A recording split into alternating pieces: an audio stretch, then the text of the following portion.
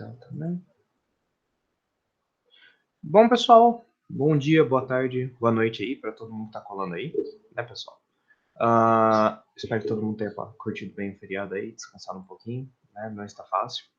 Bom, pessoal, algumas coisas, né? Então, coisa de exercício 3 e 4, tá?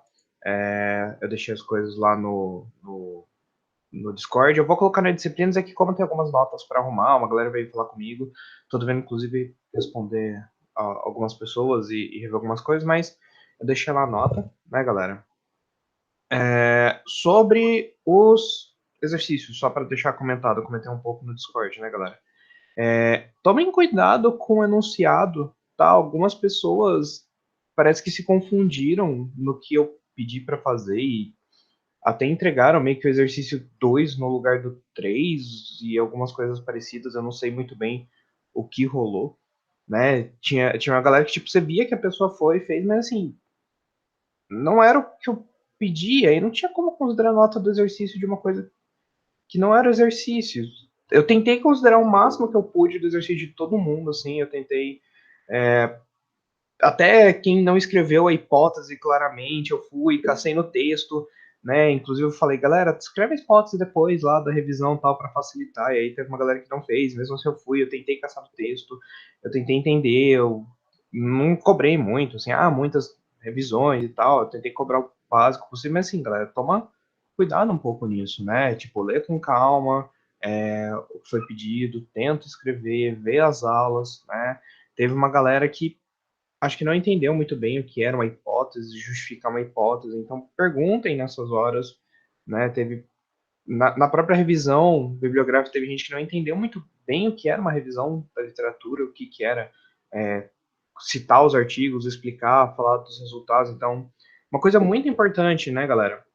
Quando a gente faz revisão da literatura, a gente não só chega e fala assim, teve um artigo que fez tal coisa, né? Teve um artigo que falou disso, sabe? Tipo, isso daí não é uma revisão da literatura, né? A revisão da literatura, você pegar o artigo e falar, olha, no artigo aqui de fulano, eles desenvolveram, usando o método tal, o sistema que fazia isso, e eles coletaram resultados positivos a partir de experimento com pessoas tal, por exemplo. Elas estão no Discord, Pedro. Naquela sessão de notas, eu vou passar nas disciplinas essa semana, em algum momento, aí eu só preciso terminar de corrigir algumas coisas de atualizar, que aí eu coloco o documento já atualizado lá no e-disciplinas, tá? Mas tá lá no Discord, beleza? De modo geral, a galera foi bem, tá, pessoal? Acho que, assim, a maioria das pessoas foi bem mesmo. Quem tava indo bem, continua indo bem, de modo geral. E só tomem cuidado com isso, então, de revisão da literatura, de fornecer uma hipótese, né? A hipótese tem que ser uma pergunta que você vai fazer ao longo do seu experimento, né? Todo o seu desenvolvimento, os resultados que você vai coletar, tudo é para tentar responder essa hipótese. Então a hipótese precisa ser algo respondível pelo trabalho, né? Teve um caso lá que eu lembro que uma pessoa colocou uma hipótese que foi do tipo, a hipótese é ler tal coisa, sabe? Não foi exatamente isso, tô só, né? Tipo, hipótese, ler sobre a área, sabe? Tipo, isso não é uma hipótese, né? Como a gente comentou desde as primeiras aulas, isso é algo tipo, eu li e acabou de ler. Isso não é algo válido. Né? Eu não estou cobrando vocês fazerem esses experimentos, não estou cobrando vocês pegarem os resultados, né, de fato e tal, mas ter esse embasamento aqui é praticável na disciplina. Essa parte de definir hipótese, definir essas coisas, com o tempo que a gente teve da disciplina aí, nesses 2 meses e pouco já, é algo que eu espero que vocês comecem a aprender. Tá tudo bem errar, galera, não tem problema nenhum, né? Não precisa falar, professor, desculpa que eu errei, tal coisa e tal. Tipo, não, tranquilo. Acha que não tá legal a correção, conversa, a gente discute. Isso é um trabalho que é válido, discussão e trocar ideia e afins, tá? Então, eu acho que é bem legal a gente ter essa troca de ideia, tá? Comentem, né? A gente troca ideia, faz afim. E, bom, o exercício 5, então, eu adiei para amanhã, tá, galera? Façam, é bem importante. Eu não soltei ainda o exercício 6, eu vou soltar hoje, porque a gente não tinha terminado de falar muito do experimento, né? Mas, assim, exercício 6 vai ser vocês pegarem e moquearem aí um experimento, né? Que nem eu mostrei para vocês, eu fiz essas planilhas, por exemplo, com respostas aleatórias de perguntas de escala Likert.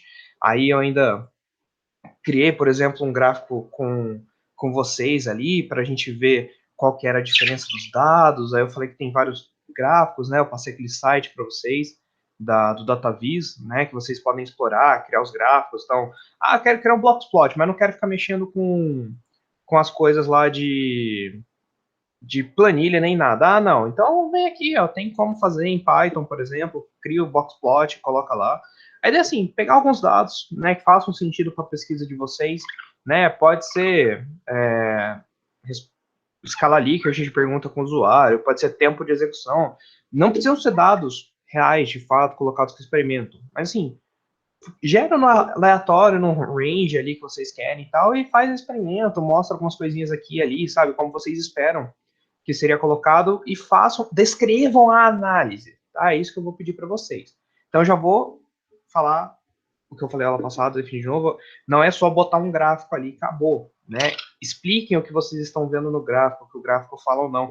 Não importa os dados serem verdadeiros, o que eu quero ver de vocês é a capacidade de pegar um gráfico, um dado ali, e fazer uma análise sobre ele, por mais que não sejam dados reais, tá? Por mais que sejam dados que vocês esperam que seria o que vocês coletariam, por exemplo. Beleza, pessoal? E para terminar a aula passada, que eu não terminei, a gente não falou de testes estatísticos, que é bem legal. Então, eu vou terminar de falar sobre isso rapidinho. A gente começa a aula de hoje, que é para falar de escrita de modo geral e do artigo, tá? Ó, beleza. Se tá bom de inventar dado, tá ótimo, galera. Não façam isso em publicações, tá? Isso é muito feio, não é ético, mas pro exercício de agora tá ótimo. Beleza, pessoal? Então, assim, de modo geral, vocês estão indo bem nos exercícios, continua assim. Quem não tá muito bem de nota com isso daí, não desanima, continua fazendo. Né? O trabalho final vai ser basicamente pegar tudo que vocês fizeram nos exercícios e montar num paperzinho final, tá? Então, não vai ter muito segredo. Então, acho que vai dar certo aí pra galera, tá? Bom, aula passada, então, eu já dei até o resuminho aqui, que a gente falou de gráficos, de resultados e afins. Faltou falar mesmo de teste estatístico, né? Eu falei um pouco, eu citei, mas vou definir melhor agora, que eles são testes, né, que permitem validar com uma porcentagem de confiança aceitável se dois grupos de dados são diferentes o bastante, tá? Então, é muito útil para provar, por exemplo, que uma nova abordagem é de fato melhor que o controle. Ou, por exemplo, provar que a nova abordagem não difere de um ground truth, né, uma verdade absoluta que tem na área. Então, se eu fiz uma nova abordagem e eu tenho a comparação, por exemplo, de uma execução de teste, sei lá, que eu tenho um teste determinístico ali, só que ele é muito demorado, né? Ele é muito, muito lento para eu fazer e eu quero fazer uma abordagem que execute mais rápido. Então eu não preciso comparar com outro algoritmo esses meus resultados, eu posso comparar com esse ground truth diretamente. De um jeito ou de outro, a análise estatística é para dar, não é certeza, porque estatística é uma probabilidade, mas dá mais segurança de que os seus dados são de fato bons, né? Então o que acontece? A gente pega amostras das populações e a gente testa elas, né? A gente tem que ter uma amostra representativa da minha população, certo? Eu não vou entrar muito na parte estatística, porque vocês têm estatística, né? Na graduação. Então, eu acho que todo mundo aqui está tendo, concorrentemente eu já teve, né? E o que acontece, então, que vocês vão ver com detalhes, né? A prova dos teoremas por lá e não sei o que, então, isso não importa pra gente. Na vida real, a gente só tem que saber o que é e como usar, né? A prova ali, papapá, deixa pra galera da estatística, não importa pra gente. Então, o que acontece, galera? Quantos dados eu preciso da minha amostra ou não? Depende. Ninguém sabe, tá? Não existe uma resposta certa, tipo, eu preciso ter tantos dados. O que acontece é que existem algumas fórmulas estatísticas que permitem a gente ter uma certeza um pouco maior daquilo, tá? E aí o que acontece? Muita gente chega e fala, não, você precisa ter 30 dados de cada grupo, porque é um número mágico que vem aí. Né? Eu já vi gente falando isso, é um número mágico. Existe um teste estatístico, né, o teste de poder estatístico, que se você executar ele para uma população que você quer uma diferença razoável ali, ele vai dizer que você precisa de 25 a 30 amostras de cada população para de fato ver que tem uma diferença com uma certeza de 90%, né, de que aquela amostra é o suficiente para dar o resultado, tá? Então o que acontece, né, galera? Tem esse teste de poder estatístico, que eu vou achar o D de Cohen, que é o tamanho do efeito, tanto que eu quero que varie, né, na minha população. Então, se eu falar assim, olha, se uma variação de 1 nos meus dados, né, o que é 1? Não sei, vai depender dos meus dados, mas se variar a média, se eu provar que a média varia de 1 ponto, de 35 para 36, entre as populações, para mim tá ótimo. Isso significa uma diferença, legal. Aí tem o poder estatístico, que geralmente a galera coloca 0,8 ou 0,9, que é tipo a certeza de que uma população do tamanho que é o resultado de 30, por exemplo, vai pegar uma amostra suficiente para eu ver que tem diferença. O alfa, né, que é o p-valor desejado, que no teste estatístico é a certeza que eu tenho de que aqueles meus dados são de fato diferentes, que o meu teste estatístico funcionou. Então a gente nunca tem 100%. Geralmente aceitam um alfa de 0,05, ou seja, eu tenho 95% de certeza que essa minha amostra é diferente da outra, ou que não é diferente da outra, caso o teste falhe. Tá? E o resultado, então, é o tamanho mínimo da amostra. A gente tem isso em Python, tá? E aí o que acontece? Eu vou rodar aqui com vocês. Eu trouxe aqui, tá o Colab lá, eu deixei com vocês esse link. O que acontece? Primeiro de tudo, eu posso importar planilhas do meu Google direto, se eu quiser, com esse GSpread, tá? Então você consegue dar um import aqui, você consegue autenticar o usuário, né? E pegar uma planilha que você quiser. Como pega a planilha, importa com o Pandas, né? Com o credencial que você colocou aqui em cima, o nome da planilha que você quer. No caso, tá na mesma pasta, né, galera? Tá aqui, não, tá aqui, tá aqui, tá aqui. Eu coloquei tudo na mesma pasta, né? E deve funcionar. Funcionou lá para fins, né? Eu vou rodar aqui com vocês, só para mostrar, chegar no teste estatístico aqui, mas eu preciso carregar esses dados antes. Eita, alerta pra caramba, tá bom. Uma hora ele vai. Mas o que acontece, né, galera? Foi. Ok, eu acho que foi. Tô só tentando instalar. Ótimo, eu preciso abrir aqui. Ele vai me pedir para autorizar um negocinho aqui e pedir uma senha. Toda vez ele pede para autorizar, eu não sei porquê, galera. Mas eu vou copiar e colar aqui a senha que ele me dá. E beleza. Então ele pegou, conectou no meu Drive. Eu vou rodar isso daqui agora.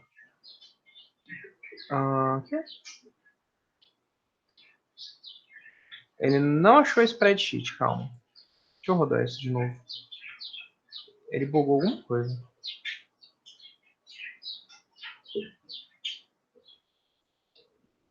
A spreadsheet tá... talvez ele não tenha achado porque tá aberto. Deixa eu ver. Não. Ok, galera, eu não sei porque ele parou de funcionar. Isso daqui tava funcionando, mas agora ele tá bugando com a minha spreadsheet, eu não sei porquê. Depois eu vejo. Enfim, o que importa aqui, né? Eu não vou precisar da planilha para isso daqui, no caso. O teste de poder estatístico vocês podem fazer em Python, tá? Então tem esse stats power aqui do stats model, tá? Então eu estou setando uma semente aqui. O que eu faço? Eu estou gerando aqui, eu posso gerar direto no Python, não preciso da planilha aqui, eu posso gerar aqui de boa, tá? Então deixa a planilha para lá. O que eu faço aqui? Eu gerei dados, né, que variam então aí de 5. Então, eu não sei por que ele está fazendo isso. Porque a planilha em si... eu mudei o nome da planilha mesmo. É verdade. Vocês estão certos. Eu sou trouxa. Eu esqueci como é o nome da planilha, caralho. Foda, galera. Foda. Acho que agora vai. Boa. É isso mesmo? Ele importou aqui, ó, né? 40 linhas, 6 colunas, né? Valeu, João. Valeu. Boa, boa. Então, né, para importar aqui, legal. O teste estatístico. Eu estou gerando um dado aqui, e o que eu estou fazendo? Né? Eu estou gerando aqui para o meu dado X números, né, 100 números ali aleatórios entre 0 e 5, né? E no meu outro, eu estou gerando de novo esses dados, mas usando uma distribuição beta, tá? Aqui, porque é para eu, digamos assim, ter duas distribuições diferentes de dados para elas darem como diferente, tá? Porque se eu gerar os mesmos números aleatórios, como todos eles seguem uma distribuição uniforme, vocês vão ver que eu não tenho como eles vão dar iguais, tá? E então eu criei aqui essa distribuição de dados e essa distribuição de dados aqui, todos variando, então, de 0 a 4. Aliás, essa aqui está variando de 0 a 5. Deixa eu ver o negócio. Ele estava inclusivo aqui. Pronto. Os dois variam de 0 a 4. Então vamos falar que eu fiz uma Likert, né, que varia de 0 a 4, que é o de 1 a 5, tá? Geralmente que a galera coloca. E o poder estatístico aqui, que eu quero fazer com vocês. Então o que acontece? O poder estatístico, eu posso fazer essa análise aqui. O tamanho do efeito, né, o quanto eu quero que varie. Então existe lá, eu deixei nos slides, mas existe um teste, digamos assim, que 0,8 é uma diferença grande, né? Então é para dados que não são muito milimétricos, assim, então não preciso de uma casa decimal de precisão muito grande, mas que diz assim, olha, para dados normais, assim, uma diferença de 0,8 já é bom o suficiente para falar que são médias diferentes, tá? Isso aqui vai variar muito do escopo dos dados que vocês estão fazendo, tá? O poder de 0,8 fala assim, ó, com 80% de certeza, né? O meu teste, então, vai funcionar. Minha razão de 1.0 é só que eu quero que todos os dados meus sejam analisados, basicamente, tá? E o alfa é o 95% de certeza. Se eu rodar com esses dados, ele vai falar, então, que eu preciso de um sample de 25,5 para, com 80% de certeza, falar que um teste estatístico com 95%, né, de confiança ali no resultado vale para mostrar que a amostra tem pelo menos 0,8 de diferença, né, entre uma amostra e outra, tá? Se eu quisesse um poder de 0,9, por exemplo, que é um poder maior, ele falaria que eu precisaria de 33 dados, 34.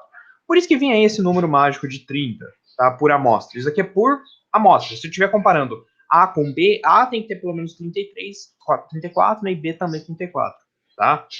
E o efeito, vocês vão ver que quanto menor o efeito, eu preciso de mais dados, porque eu estou querendo uma amostra, uma diferença bem milimétrica ali que eu tenho que provar. Então, eu estou fazendo, sei lá, uma coisa que o tempo de execução muito pequeno precisa ser provado de diferença, eu precisaria de uma amostra muito grande, tá?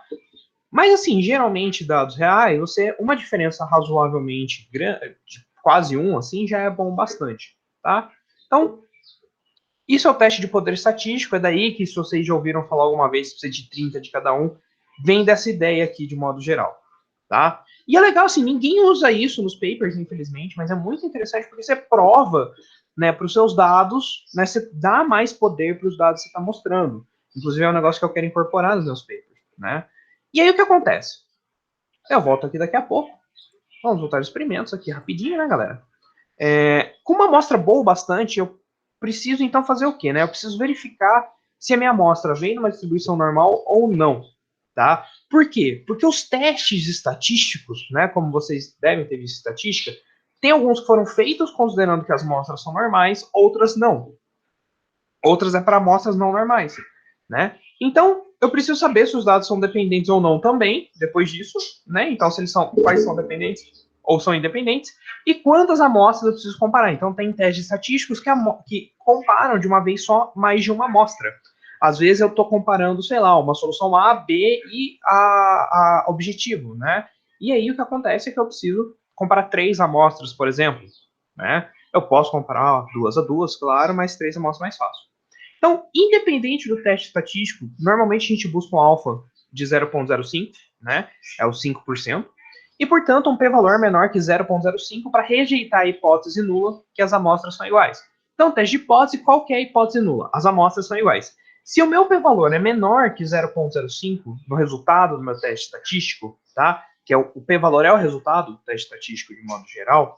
Se ele for menor que 0,05, eu falo, não, ó, eu rejeito a hipótese que as amostras são iguais. Ou seja, tem sim diferença, né? E aí, se tiver diferença, você prova, então, que teve aí uma mudança entre o grupo de controle e a sua solução, tá? Isso é para uma cauda, né? Existem testes estatísticos para 2 caudas, tá? Que você vê se é ou maior ou menor, tá? Porém, quando a gente vai analisar os dados, né, o que é a cauda? É a extremidade, certo? Da sua curva. Então, um teste para 2 caudas quer dizer que aquela amostragem que você comparou uma com a outra, se é diferente, pode ser diferente para mais ou para menos. Tá? Então, o teste de 2 caudas só vai dizer que tipo, realmente é diferente. Para que lado? Não sei. Então, o que a gente faz? Os gráficos, principalmente, são bons, porque quando a gente plota o gráfico, né, e a gente vê que uma amostra tem tendência a ser maior que a outra, a gente faz o teste estatístico para aquela cauda, certo? Então, se a gente vê que os dois são parecidos, que a gente vai... Quer dizer, a gente vê que, por exemplo, o teste 1 é maior que o teste 0. O que a gente vai fazer? A gente vai fazer a hipótese a rejeição da hipótese delas serem iguais, ser para a cauda de que 1 é maior que 0, certo? A gente tem que ver, né, tem a ordem, cada teste estatístico costuma seguir a mesma ordem, o primeiro, se rejeitar é que o primeiro é maior que o segundo, se eu não me engano, isso aí tem que ver documentação, claro, depende da forma que você está usando, mas geralmente acho que é o primeiro é maior que o segundo, tá? E aí o que acontece é que se rejeitar nesse teste de uma cauda, você sabe por que rejeitou. É porque o primeiro, de fato, é maior que o segundo, tá? E com isso você tem menos coisa para verificar depois que está provado, tá? Então é importante, né, a gente definir qual lado da cauda a gente quer, ou por algum caso que a gente só quer que mostre que é igual ou diferente, não precisa da cauda, aí a gente pode usar o teste estatístico bicaudal. Mas o que acontece? Qual eu uso? Quando eu uso? Não existe um certo e errado, tá? Vai depender de muitas coisas, mas eu trouxe algumas planilhas, vocês vão ver que entre essas planilhas, por exemplo, são de artigos, tá? De livros, de estatística e tal. Muitas vezes a parte de odontologia, medicina que usa bastante. Por algum motivo, a galera da computação mesmo não faz muito material sobre isso, tá? É difícil de achar. Mas o que acontece? Eu tenho os paramétricos e os não paramétricos. O que vai acontecer com isso? Para coisas basicamente de uniformes e não uniformes, tá? E aí o que acontece, né? Independentes, né? Se os dados, os dois dados que eu estou medindo ali, os dois grupos são independentes. Então, o resultado da minha amostra 1 independe do resultado da minha amostra 2. Eu, por exemplo, fiz experimentos com dois grupos totalmente diferentes ali. São independentes. Para duas amostras eu faço o teste T de student e tem o teste T de student para normal e não normal, tá? Se eu tiver mais de duas, eu posso fazer uma análise de variância. Caso meus dados sejam vinculados, eu ainda uso os mesmos dados aqui, mas tem uma variação do teste T de student para dados paramétricos vinculados, beleza? Quando é não paramétrico, o que acontece? Eu tenho várias coisas. Né? E para não paramétricos independentes, o que eu posso fazer? Posso usar Mann-Whitney, teste da mediana, o Q quadrado, proporções, o teste de Fisher. Geralmente eu vejo muita galera usando ou Mann-Whitney, ou Q quadrado, ou Fisher, tá? Se for mais de duas, o Kruskal-Wallis é bem usado. Tem o da mediana, o Q quadrado para M vezes N, e o Nemeni, nunca tinha ouvido falar desse, tá? E quando tem vinculado duas amostras, o Coxon é bem usado. Tem o teste dos sinais, o McNemar e o binomial. E de mais de duas, o Cochrane e o Friedman. O Friedman acho que é mais usado que o Cochrane. Essa outra tabela, de novo, vai dizer outros casos. Então, se eu tenho dados e as distribuições, normal e não normal, como eu faço? Para dados normalmente distribuídos, eu posso usar para uma amostra isolada o teste T, para mais de duas amostras o ANOVA, com repetição, e mais de duas amostras independentes o ANOVA. O ANOVA é bem famoso, tá? É bem usado. Para duas amostras emparelhadas ou independentes, eu posso fazer também o teste T, que é o que a gente viu na outra planilha, tá? Para dados ordinais e contínuos, não paramétricos, quando a amostra é isolada, eu posso usar o Wilcoxon. Quando são duas amostras emparelhadas, é o Wilcoxon também. Duas amostras independentes, o de Mann-Whitney, e maior que duas amostras emparelhadas, Friedman. Maior que duas amostras independentes, Kruskal-Wallis. E por aí vai, né, galera? Então, dá uma olhada. Aí, dependendo dos seus dados, vocês vão executar testes diferentes, né? Isso aqui, galera, em Python, todos estão implementados. Se vocês tiverem acesso ao Excel, todos estão implementados. No Google Sheets, não. Quase nenhum, tá? Então é difícil usar eles. Né? E aqui tem mais um esquema também. Então, assim, vocês têm vários esquemas, não existe um certo ou errado, mas é legal ver o teste indicado para não fazer besteira. Se vocês usarem o teste errado, que é para o grupo de dado errado, aí ferrou para vocês, tá? Então, só para terminar a aula passada de vez, né? O teste de normalidade. O Shapiro-Wilk, que é um dos testes de normalidade, tá? O que eu faço? Olha, eu faço aqui stats.shapiro, pego o dado, né, meu data frame. O que eu faço? Eu retorno o p-valor, né, e a estatística. Então eu imprimo o stat e o p-valor para entender o que está acontecendo. O que está acontecendo, né? Aí fala, olha, o meu p-valor é 0.822 nos meus dados, né? E onde que estão meus dados é o que eu tinha carregado, então, gerado aqui aleatoriamente, tá? Ou seja, o que ele fala? Rejeita a H0, ou seja, ele não ele parece gaussiano, ou seja, ele é uma distribuição normal, tá? Com 95% de chance de ser normal, beleza? É isso que aconteceu, certo? Eu não rejeitei que ele parece gaussiano, tá tudo bem. Galera, com essa linha de código, vocês fizeram um teste de normalidade, né? Hoje em dia, não faz teste estatístico a galera que não quer ou não conhece. Muitas vezes não conhecem. Eu não conhecia até o de fato fazer, né, e sei, precisar usar esses testes e publicar e tal. né? Eu não sabia direito, mesmo quando eu fiz estatística, não me toquei no que era para ser feito. E quando eu fui, de fato, publicar, é que eu peguei e falei, caralho, isso é muito importante, né? Então, uma linha, resolveu. Ah, beleza, então preciso fazer qual teste agora, né? Ah, vou fazer o teste estatístico, por exemplo, de Wilcoxon. Né? O teste de Wilcoxon, se a gente for ver na nossa colinha aqui, ó. Então, o Wilcoxon é para amostras não normais pareadas de dois grupos. No caso, a gente provou que ela é normal, nesse nosso caso aqui, então eu precisaria usar outro teste estatístico, né? Eu precisaria usar, então, dados contínuos, não paramétros, não. Eu quero dados normais. Normais, pareadas. Teste T-Students eu posso usar. Então, eu poderia pegar o teste de T-Students, que, se eu não me engano, é só chamar de T... Deixa eu ver se tem student aqui. Não, teste. Eu acho que é esse daqui, se eu não me engano. Não. Tá. Eu não sei o nome do T-Student, eu não vou procurar agora na coisa, porque eu esqueci de pegar o de T-Student. Caramba, galera. Realmente eu não lembro o nome do teste de T-Student. T-Test, talvez seja esse. Mas documentação demora para aparecer. É esse daqui, o teste T. Isso. T-Teste, então, pra... Calma aí, galerinha. Isso. O T-Teste daqui. Então, eu substitui um para o outro, tá? A gente pode fazer isso aqui. Se eu rodar... Olha só que legal, né? Eu rodei o teste T, então. Ele deu com muita certeza ali que o negócio não funciona. Eu espero que eu tenha usado só as entradas corretas, tá, galera? A, B... parece que é. Beleza. Então, o que acontece? Duas amostras independentes. Rodei o teste T, né? O T-Student. E o que ele fez, então? Ele falou que deu zero, um negócio totalmente diferente. Muito raro isso acontecer, por isso que eu estranhei, tá? Mas o que aconteceu é que eu rejeitei a minha hipótese que são distribuições iguais e que é diferente mesmo. Faz sentido, porque eu usei uma distribuição normal e uma distribuição beta, né? Para distribuir as coisas dos dados, então faz sentido ter acontecido isso, tá? Bom, galera. E é isso também, é uma linha, então, vocês viram, eu consegui até procurar e achar o outro. O nome do teste, vai lá, usa no Python, essa biblioteca tem tudo que precisa, né? E aí, por exemplo, eu posso plotar alguma coisa com vocês, né? O plot do Python, eu só trouxe um exemplo aqui para funcionar, mas de novo eu mudei o nome do rolê.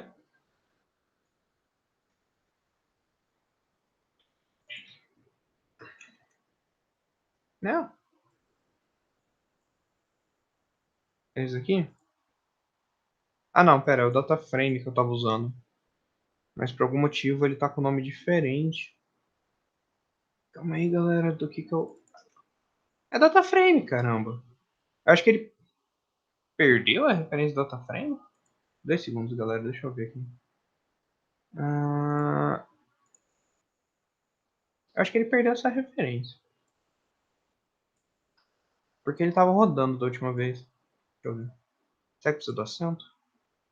Ah, foi. Aí, ó. Então, se eu quiser plotar um histograma, né? Eu tenho mais uma linha de dado. Pronto. Eu uso uma linha de dado aqui, né? Eu posso usar o da Iris, né? O exemplo padrão do Python. Tem os datasets aqui do Seaborn, por exemplo.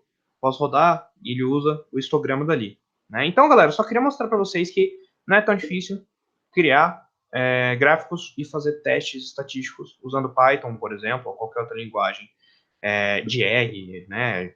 Sei lá, outras linguagens assim mais voltadas a estatísticas, tá?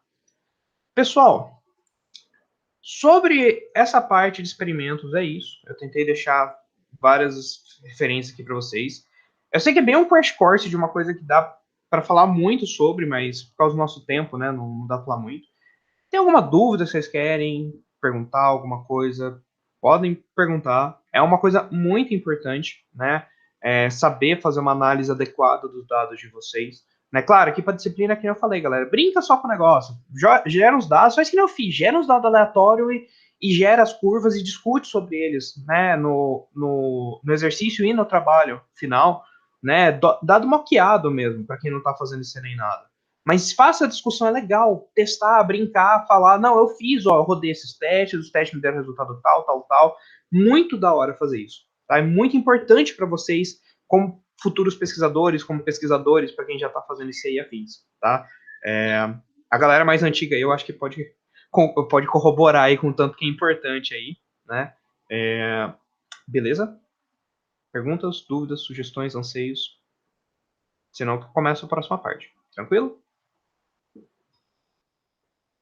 Bom, beleza então, galerinha.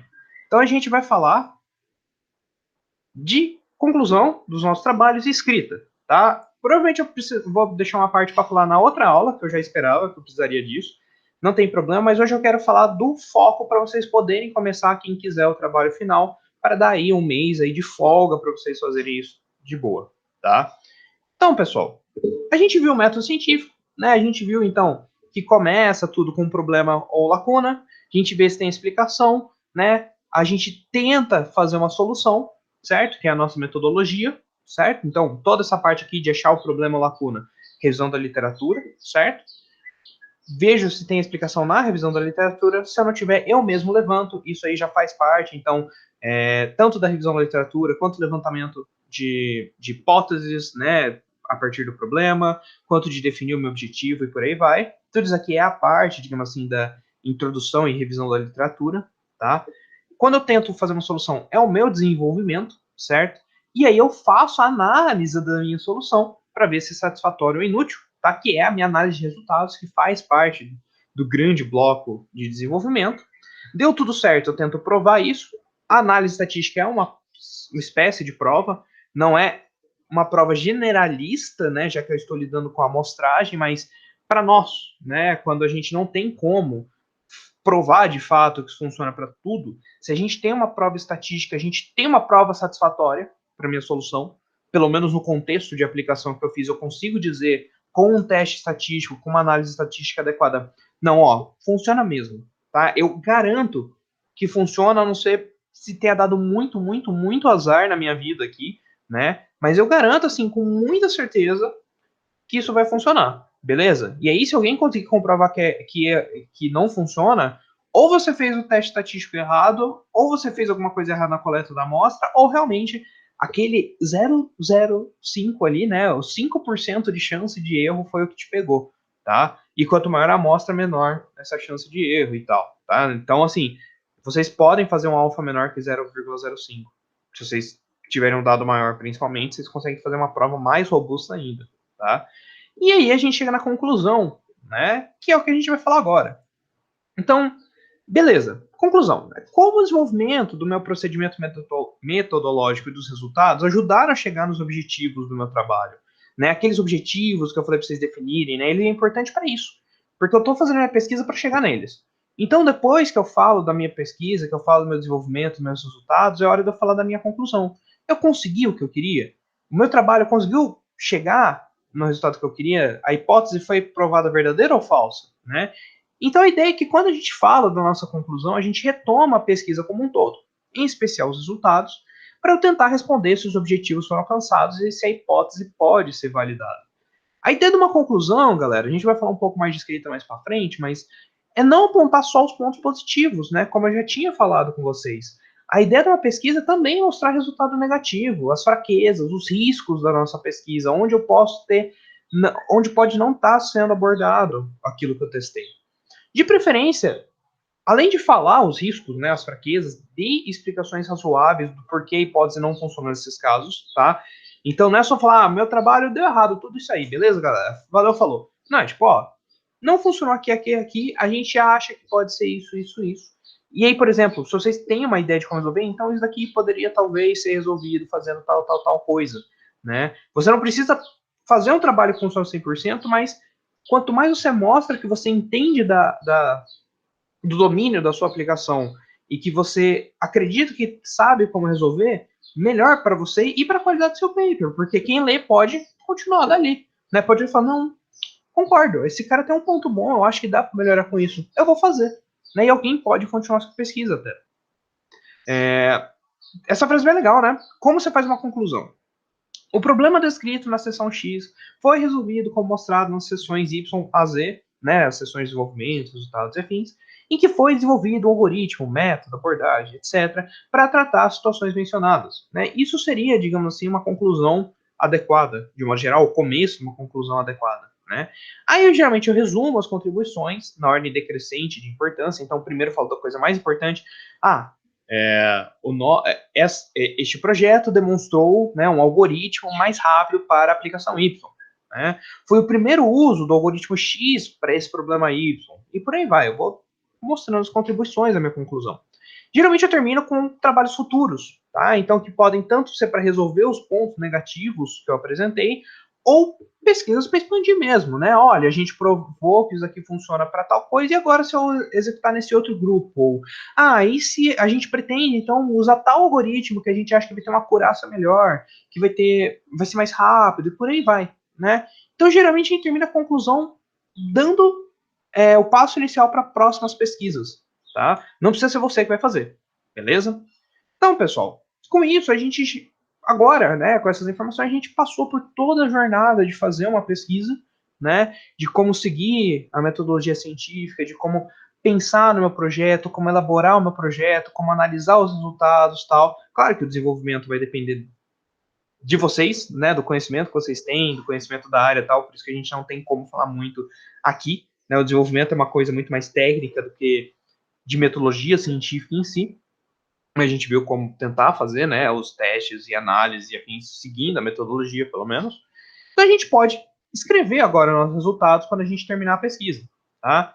Então, sobre a monografia.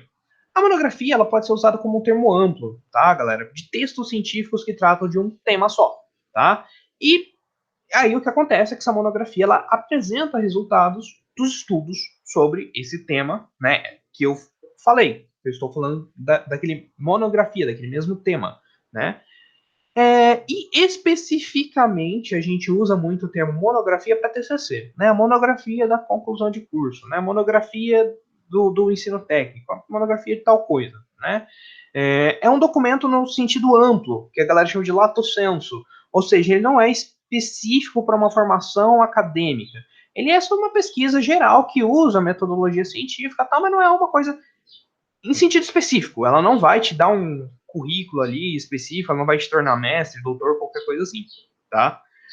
Aí a gente tem para o mestrado, documento, a monografia específica do mestrado chama dissertação, e a monografia específica do doutorado chama tese, tá? São monografias mais no stricto sensu, ou seja, no sentido específico. A dissertação é para o mestrado, uma dissertação aprovada te dá o título de mestre. A tese é do doutorado, uma tese aprovada te dá o título de doutor. Nisso que é o stricto sensu, digamos assim, tá? Então são documentos de áreas bem específicas que dão ao autor o título de mestre ou doutor em uma área determinada do conhecimento. Beleza? Então, beleza, né? Tá, monografia é isso. Como que a gente escreve? Geralmente a monografia tem esses capítulos aqui, né? O resumo, que é muito importante, curtíssimo, mas é o coração do seu documento, é um resumo de qualidade. A introdução, que vai contextualizar, a gente vai falar cada um ali, mas a introdução contextualiza o seu projeto, os seus objetivos, as suas hipóteses, né? E contextualiza por que é importante, justifica o seu tema. A revisão bibliográfica, eu acho que a gente já viu bastante, né? Que é ver como o seu trabalho se encaixa na literatura e pegar e discutir trabalhos que corroboram com a escolha do seu objetivo, corroboram do porquê ele é importante, por que a sua hipótese é viável, justificam a sua hipótese, né? Por que ela é uma hipótese que tem chance de dar certo. A revisão bibliográfica que vai fazer isso.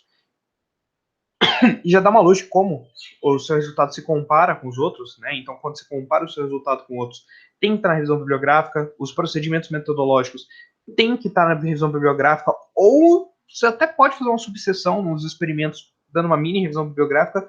Não é muito ortodoxo, mas já vi paper fazendo e já fiz também, eu achei mais prático, não nego. Foi aprovado o paper, então sei.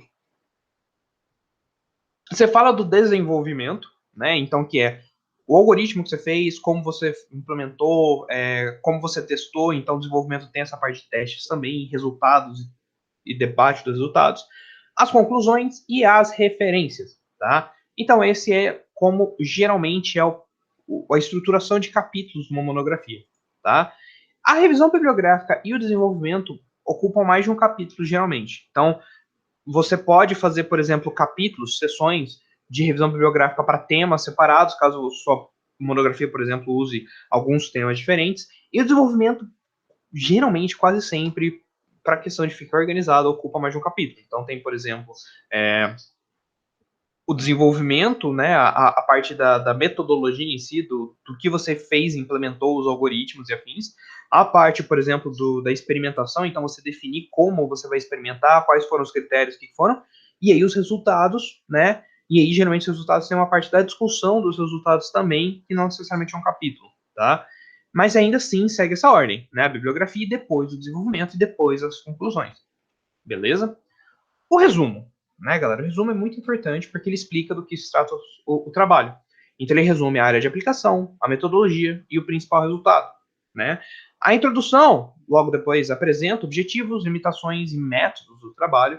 Geralmente, a gente também situa o trabalho no estado da arte, né? A justificativa do tema, por que meu trabalho é importante. Então, percebam, vocês vão resumir e começa a introdução. Vou apresentar, né, o contexto aqui do meu trabalho, por que eu estou fazendo, por que é importante esse trabalho, porque você deveria estar lendo ele, por que foi importante eu ter gasto meu tempo fazendo essa pesquisa, né? Quais os métodos que eu vou usar ali. Geralmente eu tenho na introdução um parágrafozinho falando dos métodos que eu vou usar e afins, que vão ser apresentados depois, né? A metodologia, ela aparece geral. É que depende do... É que metodologia é um termo bem amplo, mas a metodologia, assim, o que eu fiz, os algoritmos, o passo a passo, ela geralmente está no desenvolvimento, tá? Na introdução, a gente geralmente vai pincelar o método, tá? Não é que a gente vai descrever a metodologia aqui, mas a gente vai citar o que a gente usou. Geralmente a gente vai falar assim, olha, e por isso a gente desenvolveu, sei lá, um algoritmo evolutivo para fazer a rota de drones e tal, tal, tal.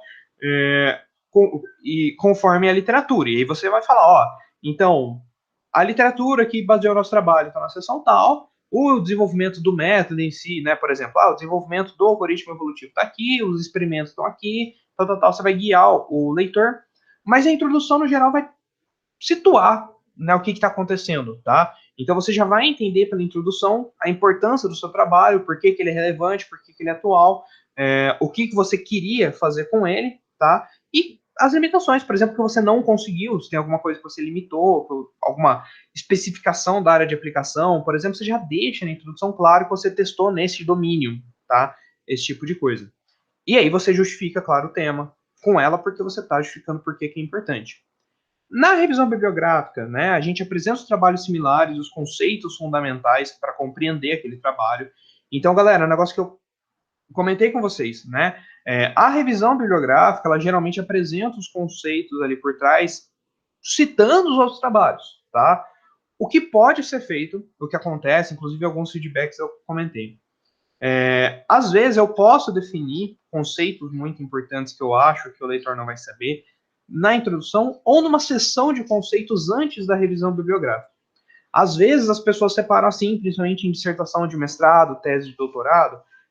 Eu tenho uma sessão antes da revisão bibliográfica, que é uma sessão de conceitos, em que eu vou contextualizar o meu trabalho, né, com exemplos da literatura, até de sites mais recentes, dependendo, né, se for muito recente, não tem muito um livro publicado, um artigo sobre algo mais técnico, e eu introduzo ali.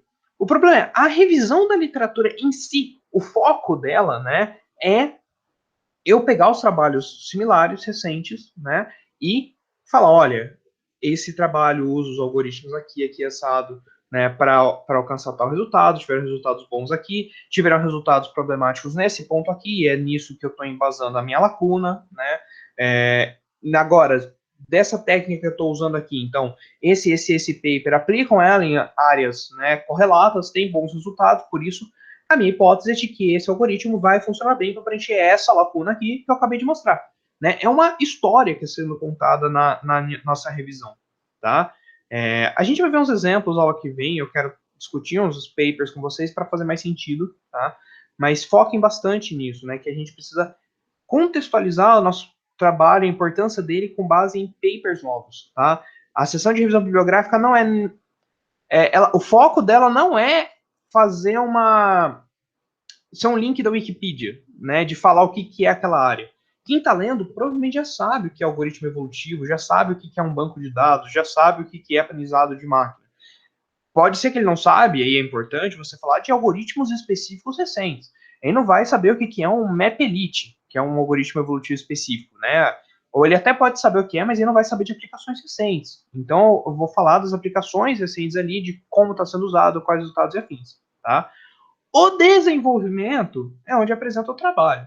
Então, quais algoritmos usaram, qual a ordem, né? Como eu usei primeiro esse, depois eu peguei o resultado desse e usei aquele outro, aquele outro, aquele outro. Né? O pipeline do meu experimento, né? Como foi feito todo o meu sistema, tá? E aí, claro, quais experimentos foram realizados, como, com quem, quais os resultados. O desenvolvimento é tudo isso. É o que você fez, né? O desenvolvimento é o desenvolvimento da sua pesquisa, tá? E aí, no fim, conclusão, fecha o trabalho, mostra se a hipótese estava correta, se o objetivo foi alcançado, os problemas encontrados, etc.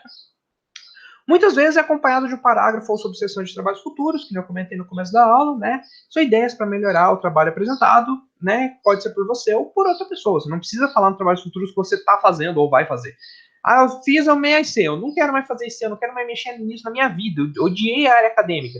Tudo bem, você pode fazer o trabalho futuro para outro condenado que vai fazer lá e trabalhar nessa área, e você fala, meus pêsames, mas ó, você pode começar por aí. Não tem problema, tá? Só não fala meus pêsames na monografia, ó, né? E, legal. Quanto aqui, né, galera, a ordem geral das coisas. Fez sentido? Né, ó, a ordem aqui, essa ordem é uma ordem lógica. Vocês não vão escrever isso solto, né? Vocês vão conectar o que a introdução leva para a revisão bibliográfica, a revisão bibliográfica leva para o desenvolvimento, cada parte do desenvolvimento leva para a próxima, que leva para as conclusões. Isso aqui, galera, tem que ser uma história, tem que ser gostoso de ler, tem que fazer sentido ler. Não é separar em bloquinhos soltos, assim, introdução, terminei a introdução, não vou conectar, não vou jogar nada. Terminei a introdução ali, comecei uma revisão bibliográfica, nem lembro o que eu escrevi na introdução, terminei a revisão bibliográfica, vou escrever em desenvolvimento, nem lembro o que eu escrevi no anterior, mas tá tudo aí. Pronto, entreguei. Não são blocos soltos. São capítulos do mesmo texto, tá? Eu falo isso porque eu já vi muitas vezes texto, inclusive publicado, que tipo, artigo publicado que você não consegue ver uma ligação de uma coisa para outra. São parágrafos assim soltos. Você tem que se virar para entender por que o cara falou daquilo naquele momento. É horrível isso, galera. Dificulta muito a leitura, tá? Tranquilo então, galera. O que acontece, né? Então, como a gente lê? É muito diferente ler um trabalho científico do que escrever. Quando a gente pega um paper, uma monografia, essas coisas, como que a gente lê ele? A gente primeiro lê o resumo, óbvio, é a parte mais curta, que vai dizer pra gente, né, se é interessante ou não. A gente depois, deixa eu ver se aqui. A gente depois vê as referências, né, vê se a pessoa citou coisa interessante ou não, ou se tá uma várzea ali, né, principalmente quando a gente tá corrigindo monografia, a gente olha para ver se o aluno só for citando o link da Wikipedia e YouTuber, né, aí a gente olha e fala, pô, não tem trabalho científico citado aqui, já reprova o cara, né. Você lê a introdução depois, né, que vai tentar mostrar por que é importante, dar um desfecho, assim, uma introdução inicial do que a pessoa fez ou não fez naquele trabalho, ela dá um alongamento, digamos assim, no resumo, pula para a conclusão para ver o que o cara achou, né, para ver se o resultado foi bom ou não foi, porque se o resultado não foi bom eu nem leio, né, ou quando a gente está corrigindo, a gente vê pelo menos se o aluno fez ou não e o que esperar. A gente lê o desenvolvimento, que aí no desenvolvimento a gente vai ler e ver o que a pessoa fez, o que não fez, tal, já pensando na conclusão. E por último, a revisão bibliográfica. Porque a revisão bibliográfica é esse negócio. A gente sabe o que a pessoa desenvolveu, sabe os resultados que ela chegou, a gente vai estar procurando a revisão bibliográfica se tem um embasamento do porquê que a pessoa desenvolveu aquilo, do porquê que a pessoa fez aquilo, aqueles experimentos e tal. Tá? Então, o resumo é muito importante, galera, porque todo mundo começa pelo resumo. Ele vai vender o peixe do projeto de vocês para o leitor. O resumo precisa ser muito interessante, mas antes ainda, o título. Muitas vezes a galera coloca uns títulos que você não sabe do que é pesquisa, você não consegue entender, e às vezes até você não baixa aquele artigo, você não lê aquele artigo achando que não trata do assunto que você quer. Porque você não vai ler o artigo inteiro para descobrir no final, né? Só que era o que você queria ou não, você perdeu seu tempo, tá? Então, ele ajuda também a indexar suas buscas, aparecer no Scholar, nos Scopus, essas coisas. E foca bem em ter um título descritivo e atrativo, né? E um resumo que chama a atenção do leitor, mostrando que o artigo é de qualidade, quais procedimentos você usou, se tem bons resultados. Porque às vezes a gente está procurando um artigo não necessariamente pelo resultado, mas pela metodologia.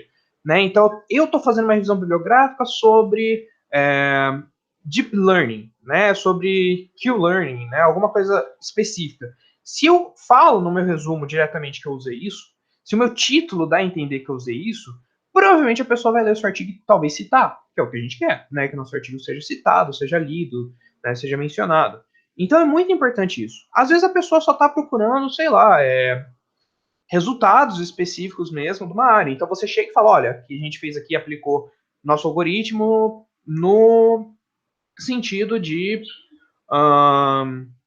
aplicativos médicos, né? Então a pessoa que está procurando trabalhos em aplicativos médicos, não importa o algoritmo, também vai ler pelo resumo e falar, opa, é o que eu procuro, eu estou querendo isso, eu quero isso, beleza, vou ler sobre isso, tá?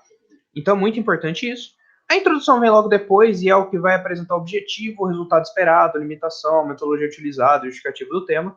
Normalmente, a hipótese e a justificativa são apresentadas com a revisão, tá? Mas, geralmente, no fim da introdução, eu chamo ela. Eu não preciso justificar, né, a minha hipótese na minha introdução, mas geralmente eu levanto a minha hipótese na introdução, porque na própria introdução eu dei uma pincelada, né? Eu dei uma passada bem por cima do meu objetivo de como eu pretendia, quais algoritmos, né, eu tentei usar para falar dele. Então, assim, é legal, não é obrigatório, mas é legal na introdução você falar um pouco dos algoritmos principais e da sua hipótese para você justificar depois e falar, olha, eu estou apresentando meus algoritmos depois e afins, tá? A revisão é foca nos artigos mais próximos do tema abordado. Eu não preciso ficar falando de artigos perdidos por aí. Se eu estou focando em aprendizado de máquina aplicado à educação, né? Eu vou focar o máximo que eu puder em algoritmos de aprendizado de máquina usados nesse contexto ou de aplicações no contexto de educação que tragam algo novo às aprendizados de máquinas aplicado à educação que eu queria. Eu não vou falar da história do aprendizado de máquina, eu não vou falar de aprendizado de máquina em outros contextos, a não ser que eu não tenha um trabalho naquele específico, tá? Para cada conceito, mais de uma fonte, tá? Então, se eu estou falando de algoritmos de roteamento que usem algoritmos evolutivos, não é legal eu citar um estudo só. A não ser que realmente seja uma área ultra mega recente, eu vou citar 2, 3 artigos daquilo, pelo menos. Né? Dependendo do quão relevante para o meu tema, às vezes eu cito 4, 5, 6 artigos daquela coisa específica, se é o tema central. Até mais.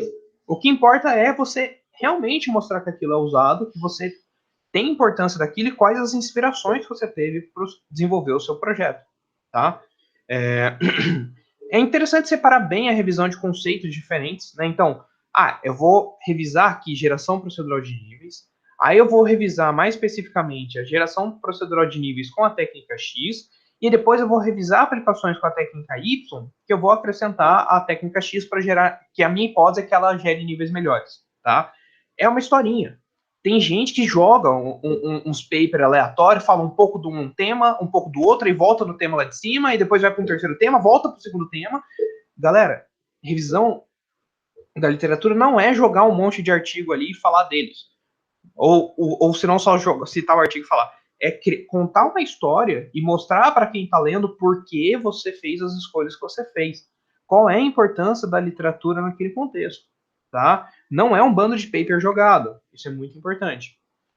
Uma coisa muito legal de fazer, que dá trabalho, mas é muito legal, uma tabela comparativa entre os principais trabalhos da literatura e o seu, focando então o que você traz de novo em relação a eles, tá? É muito legal, dá assim, nossa, toda vez que eu fiz isso foi elogiado, assim, a galera gosta muito, fazer aquela tabelinha no final. Faz aquela tabela no final comparando ali, ó, facilita, resume, a galera olha e fala, entendi. Fica, ó, uma delícia. Aí vem o desenvolvimento, que é o maior capítulo, né? Então, não é comum explicar novos conceitos ali no desenvolvimento, falar de alguma coisa nova que você não falou antes, pois eles deveriam ter sido explicados na revisão bibliográfica.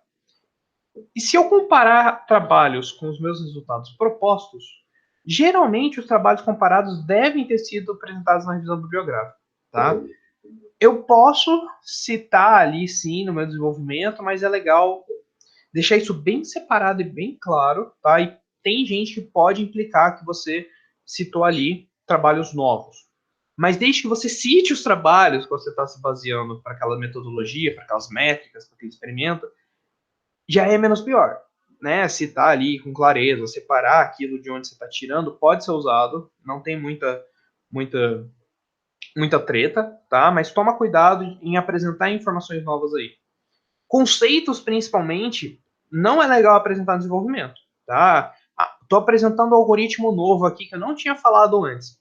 Não é legal, tá? Não é legal, porque isso daí deveria ter sido tratado na revisão bibliográfica, beleza? O foco, então, é apresentar a construção da teoria, o modelo ou a proposta, e trabalhar as evidências de que a hipótese é verdadeira. Eu apresento os dados, gráficos, testes, provas formais, estudo de caso, etc., para provar meu ponto. É aqui no desenvolvimento que eu vou fazer isso. Não é apresentação do sistema computacional, tá, galera?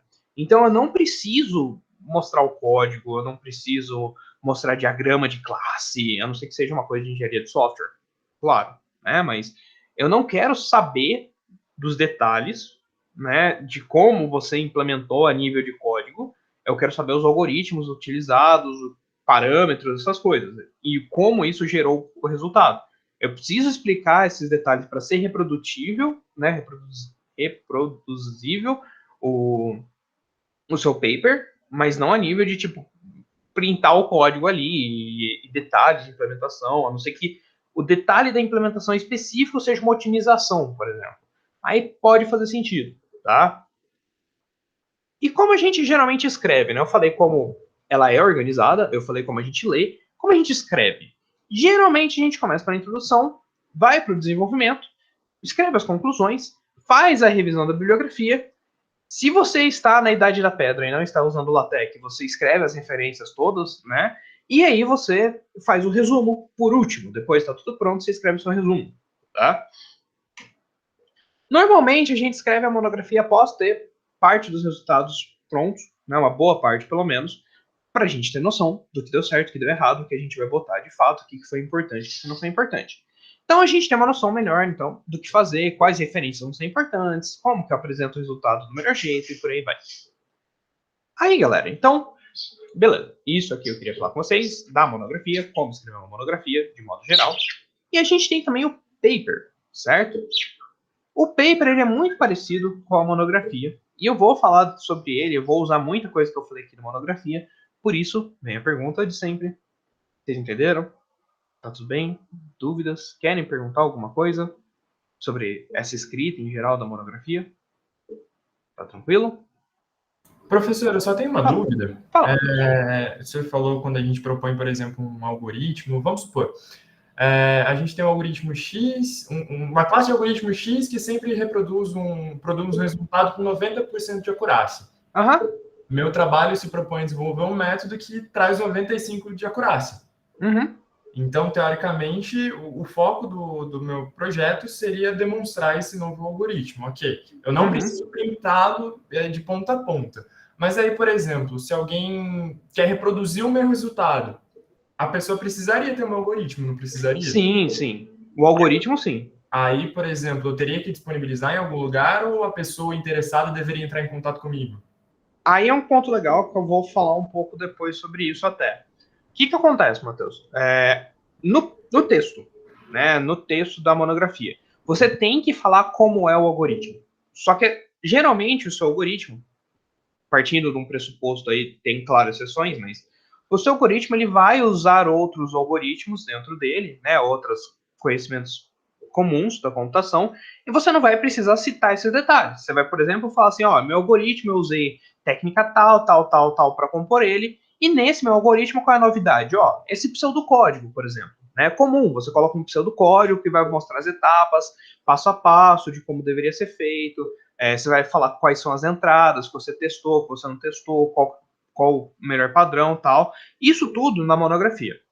O código, se você tiver ele ali pronto para divulgar, se você acha que vale a pena divulgar por problemas autorais, se você quer vender depois, ou alguma coisa assim, depende muito do contexto, mas você pode colocar ele na publicação, né? O que acontece? As monografias aqui, por exemplo, né? Eu vou falar meu TCC, meu mestrado, meu doutorado, aqui mesmo, esses tipos de monografia acadêmicas, não costumam ter um lugar para você colocar junto ali no repositório. Então, você poderia, por exemplo, linkar para o seu GitHub. Né? Você pode deixar um footnote linkando ali e tal. Antigamente, a galera imprimia, né? Colocava no anexo todo o código impresso ali, assim, há 40 ou 50 anos atrás. Hoje em dia, geralmente, a galera só dá um link para o GitHub, por exemplo. Tá? Alguns congressos, revistas, a maioria hoje em dia, tem esse incentivo de você colocar o código e deixar open source. Então, junto com o artigo na página deles lá, você teria acesso ao seu código-fonte se você quiser disponibilizar, aos seus dados, usados e por aí vai, e você poderia disponibilizar, então, esse código, esses dados, direto no artigo, né, direto na página da publicadora, da editora. Fez sentido, Matheus? É isso. Entendi. Beleza. Tranquilo? Beleza. Eu sempre tive essa dúvida. Eu falei, mas onde será? Tem algum... Não, tem. É que é raro porque o que acontece muitas vezes, né? Ou a pessoa tem interesse em tentar continuar e vender alguma coisa assim, tirar dinheiro, ou simplesmente o código tá tão ruim, mas tão ruim que a galera fica com vergonha de publicar. Então, assim. Amei. Porque, né, a galera tem que fazer correndo o negócio para dar os resultados a tempo e tal, então não fica aquele código maravilhoso, né, que você realmente queria. Então, muitas vezes acontece isso, sim, mas tá mudando. A galera tá cada vez mais tentando publicar os códigos e incentivar isso. Eu vou falar um pouco até disso mais para frente, beleza? Beleza, obrigado, Léo. Nada. Alguém mais quer perguntar uma coisa? Viu? Beleza? Então tá. Então, galera, o paper, né? De modo geral, ele segue as mesmas regras, tá? A regra de escrita, de leitura, de tópico, tá? Mas provavelmente, né, não é só você o autor, vai ter pelo menos você e seu orientador. Geralmente, o primeiro autor é quem trabalhou pesado, o último orientador e no meio os colaboradores, tá? Existe aí alguns papers, né, em português que dizem, não, o primeiro autor é você, o segundo é o orientador e os outros são colaboradores. A maioria, principalmente internacional, é essa regra que eu coloquei aqui para vocês, tá? O primeiro autor é você, né, quem trabalhou pesado no paper, o último orientador e no meio colaboradores, tá? Os papers precisam trazer inovação no estado da arte. Uma monografia de TCC não necessariamente, mas o paper, se você for publicar, você precisa ter, porque senão ele não vai ser aceito, né? Ele precisa ter uma inovação, ele precisa trazer algo novo para ele de fato estar sendo ali publicado e interessar os outros, tá? Inclusive, eu coloquei aqui, mas eu devia ter deletado outro slide. De tamanho, né? O que acontece? As monografias dependem muito da instituição, por isso que eu nem falei de tamanho, e não tem um limite, claro, muitas vezes, tá? Mas os papers, congresso de modo geral, são 8 páginas, tá? Tem congressos com menos, tem congressos com mais, mas um full paper, né, é 8 páginas. Os artigos que são considerados interessantes, mas no estado inicial, não alcançou aquilo que o congresso esperava para um paper full, né, que a galera chama, são publicados como short papers e tem em torno de 4 páginas, que é o que eu vou falar para vocês fazerem algo lembrando um short paper, né, 4 páginas ali, que com o que vocês têm já do exercício já dá para vocês basicamente copiar, colar ali, fazer umas conexões que já quase acaba um paper assim. Os papers publicados em congresso são apresentados oralmente no dia do congresso, tá, galera? Então você vai lá no congresso, tem 15, 20 minutos, dependendo do congresso, você fala sobre aquele seu paper, a galera pergunta, tira dúvida, tal, acabou, beleza, beleza. Tá de 10 a 15 minutos, geralmente, de apresentação. Os short papers geralmente são posters, tá? Em um salão específico no local do evento ali.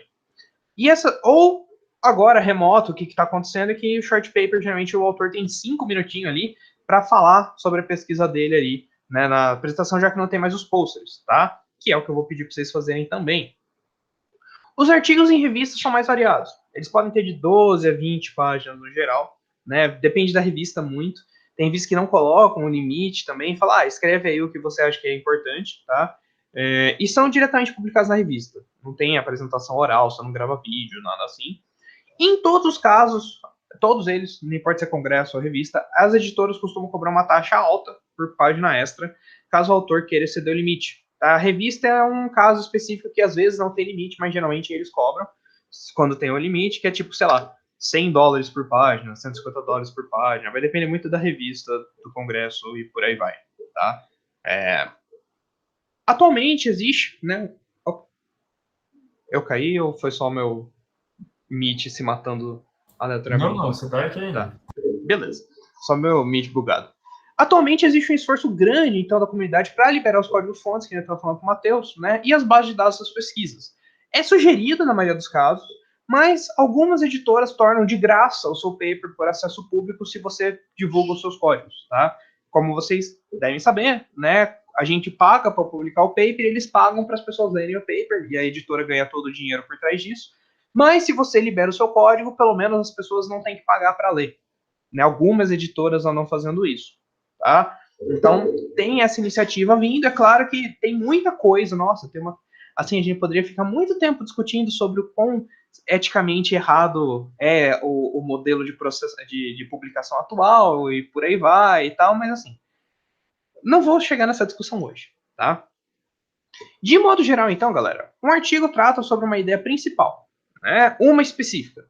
Caso a pesquisa tenha trabalhado e dado bons resultados em mais de uma ideia, pode ser o caso da gente escrever um artigo para cada ideia que deu certo na nossa pesquisa, tá? Porque eles costumam ser bem focados, esses meus artigos. Só que tem que ter muito cuidado com o artigo salame também, né? Que tem uma galera que, propositalmente, por maldade, para publicar mais, por causa das nossas condições de publicação, né? De publish or perish, né? Do tipo, você tem que publicar muito para você ter boas notas, bons resultados academicamente falando, ser bem avaliado como pesquisador, que a galera propositalmente corta uma pesquisa em meias pesquisas e tenta publicar pedacinhos dessa pesquisa incompletos, que não são de fato pedaços completos de uma ideia, para ver se cola e consegue mais de um artigo com a mesma pesquisa.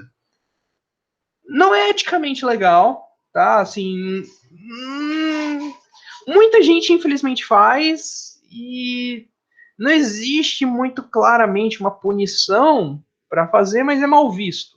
Mas hoje em dia muita gente faz, inclusive muita gente importante nas áreas.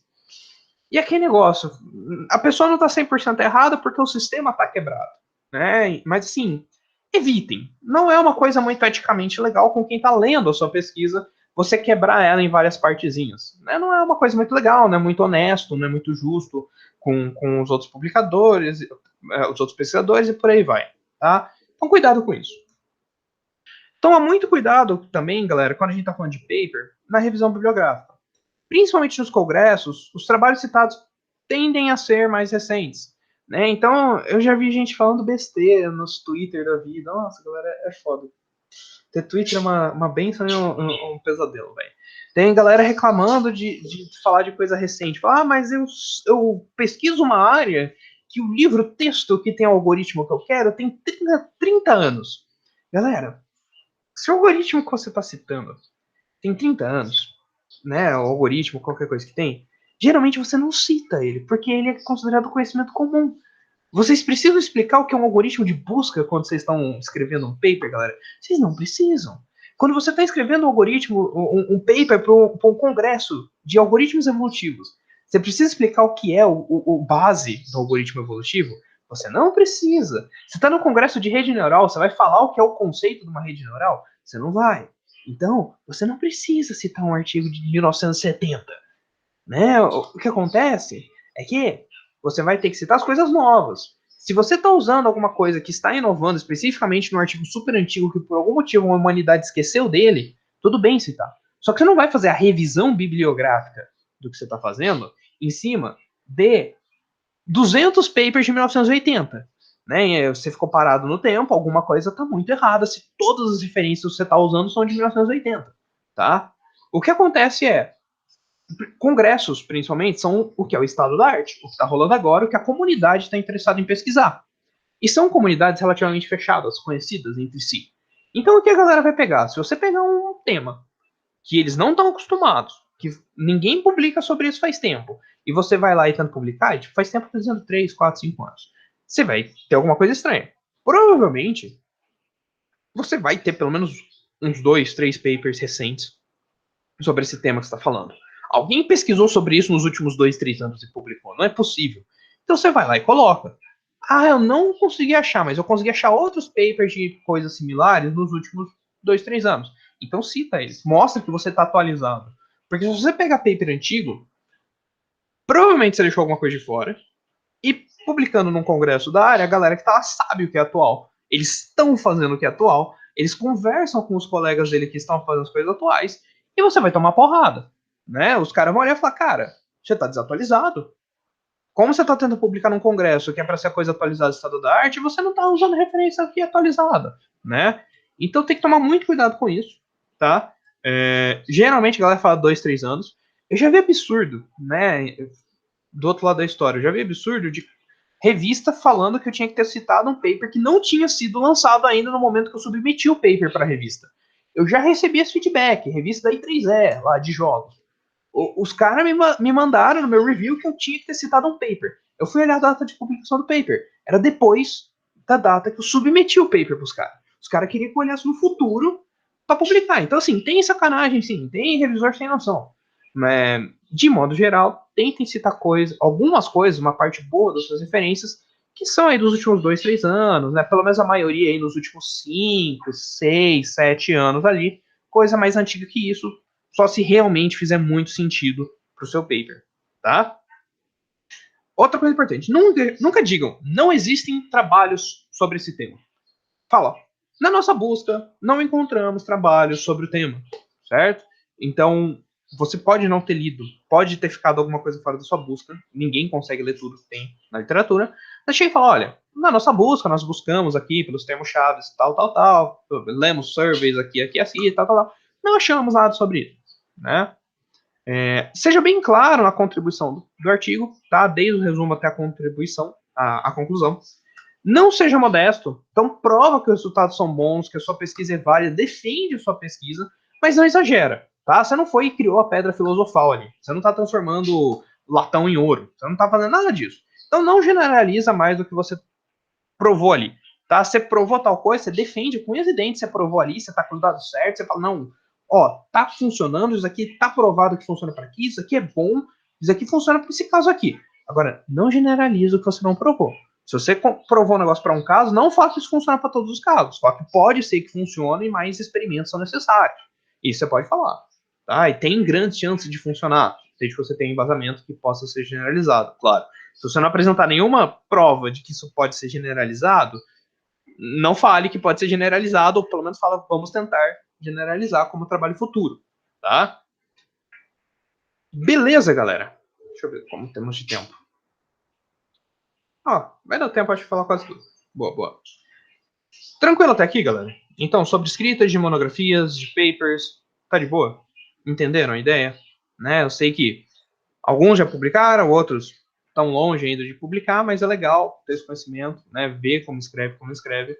Se tiver tudo tranquilo, galera, eu vou falar umas dicas gerais, e aí, talvez eu não termine, mas se eu não terminar, não tem problema, eu continuo a aula que vem, para eu falar dos trabalhos. Aliás, vou fazer o seguinte, eu vou falar dos trabalhos já, só para a gente fechar aqui, e aí eu volto nas dicas de escritas, tá?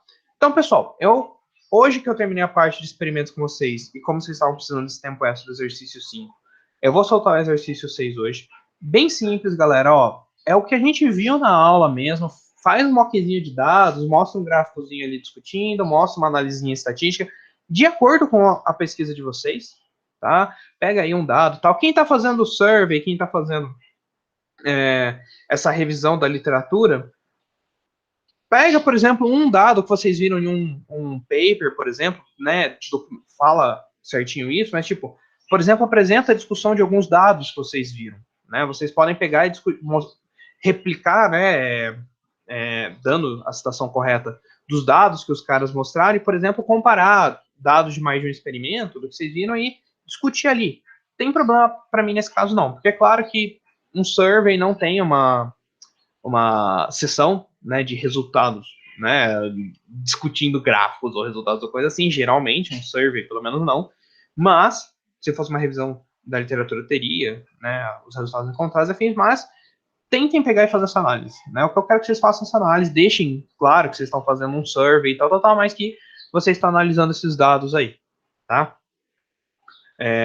Eu vou lançar o exercício hoje também, e eu vou já deixar o trabalho final liberado para vocês também, os 2 pedaços do trabalho final, né, que eu vou fazer aqui, galera. A gente basicamente construiu um paper ao longo do semestre, e o que eu quero é que vocês fechem ele, tá? Faltou clara a parte do desenvolvimento, que, de novo, vocês já devem estar um pouco mais maduro nessa parte, mas quem não está fazendo IC não vai desenvolver isso, mas vocês vão descrever como vocês pretendem fazer essa solução, vocês vão descrever quais algoritmos que vocês viram durante a revisão, que vocês procuraram, vocês pretendem fazer, né? Vocês pretendem desenvolver, como vocês desenvolveriam, como vocês fariam experimentos, que isso também dá para saber pela revisão da literatura, e usar os dados, então, que vocês usaram ali moqueados, né, os dados falsos ali, para falar dos resultados e concluir, tá? Então a ideia é ser 4 páginas, pode ter um pouco menos, pode ter um pouco mais, só não vai me entregar um negócio de 1 página, 2 páginas que tá faltando informação, tá? Pode passar também, mas pelo amor de Deus, não me entrega um negócio de 12 páginas para corrigir.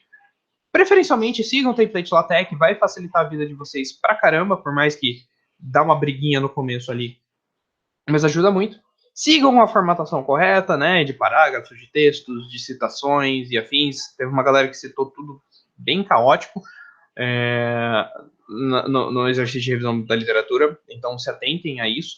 Eu não quis dar aula de disciplina sendo chato da BNT, passando todas as normas específicas, porque o LaTeX cobre isso e é fácil de achar esse tipo de coisa por aí, né? Eu não precisa seguir uma formatação específica, não precisa seguir a APA, MIT, etc, tal, mas sigam uma delas, pelo menos, tá?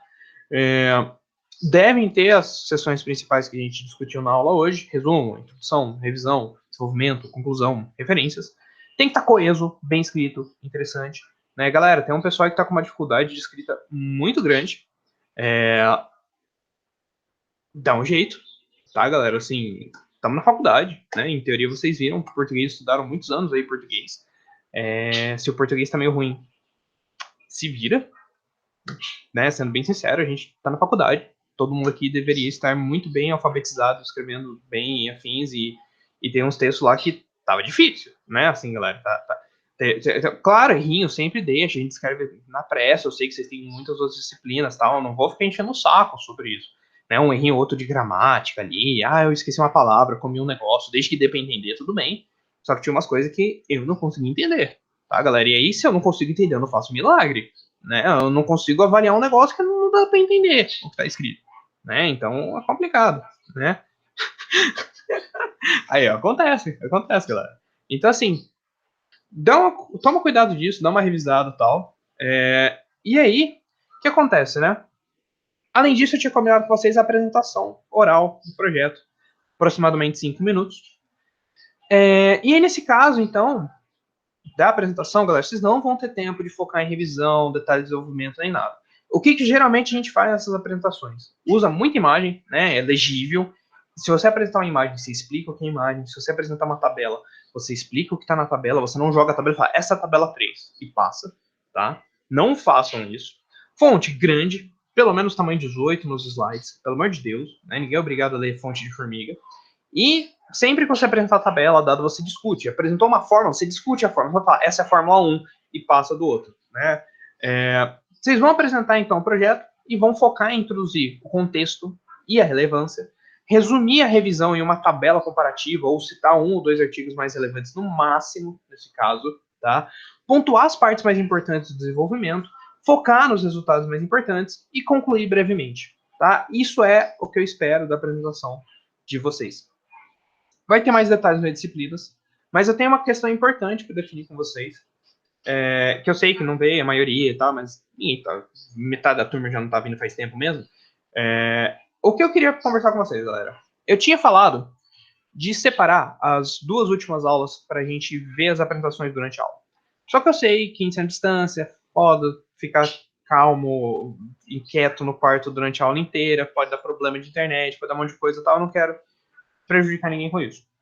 O que eu pensei em fazer?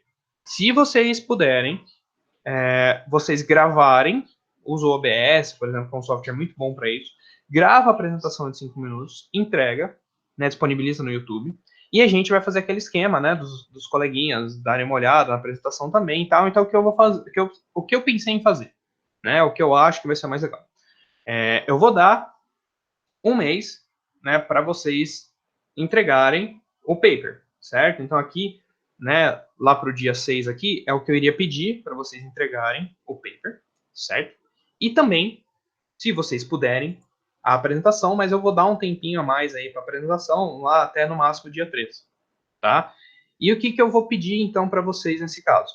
Eu vou pedir, né, o que eu já tinha falado para vocês, que eu acho legal, vocês revisarem o paper do coleguinha. Então, o exercício vocês não vão pedir revisão nem nada, vai ser bem direto a entrega, mas eu vou pedir pelo menos para uma pessoa, idealmente seria duas, mas eu vou pedir uma pessoa, para não sobrecarregar ninguém aqui, né? Tá todo mundo, fim de semestre, tá pesado. Vocês vão, cada um vai revisar o paper de uma outra pessoa, tá? Não vai precisar da nota, só o feedback mesmo e tal. E, claro, eu vou avaliar o feedback. Então, é uma coisa que eu comentei bastante na revisão. Né? Feedback não é simplesmente chegar e falar, tá muito legal o trabalho, parabéns. Não, se tá muito legal, fala, olha, tá legal, essa parte aqui tá muito interessante, tal. Talvez seria interessante você falar um pouco mais disso. Olha, isso daqui tá legal, mas não tá muito claro, talvez você pudesse falar um pouco mais. Qualquer feedback já é válido. Tem muito trabalho que tava realmente muito bom, galera. Teve trabalho que, assim, eu não conseguia achar coisa para falar, tipo, não, melhora tal coisa. Eu olhei e falei, caramba, isso tá muito bom. Só que sempre tem alguma contribuiçãozinha que você pode dar, né? Você pode, tá ótimo elogiar o trabalho do amiguinho, só que sempre tem alguma contribuiçãozinha, alguma coisinha que, tipo, olha, não ficou muito claro para mim essa coisa. Talvez fosse legal você falar um pouco mais sobre isso, né? Alguma coisinha assim. E no paper final, com certeza, vai ter coisa para vocês darem feedback, tá? Então, o que, que eu quero fazer com vocês, se tiver tudo bem com vocês, se vocês acham que é uma boa ideia, também eu quero feedback para isso. A entrega do paper vai ser lá para o dia 6, para vocês terem tempo de revisar eles até o fim da aula, né, até o fim do semestre. Então, dá umas 2 semanas para vocês revisarem o paper do coleguinha. Ou se vocês acharem que tudo bem, vocês revisem uma semana, eu posso deixar até para o dia 13 para vocês entregarem. Mas aí é com vocês, né? E vocês vão ter uma semana para revisar, que eu vou fechar a nota dia 21 ali, entregar e vir, né? Abraços. No máximo, aliás, no máximo até dia 23 eu fecho as notas. Até aí tudo bem. 23, 24 ali. Acho que eu devo poder fechar. Eu fecho até o Natal, não tem problema. Mas aí, pelo menos até dia 23 vocês têm que entregar. No máximo, tudo. Tá? Até a revisão da apresentação do coleguinha.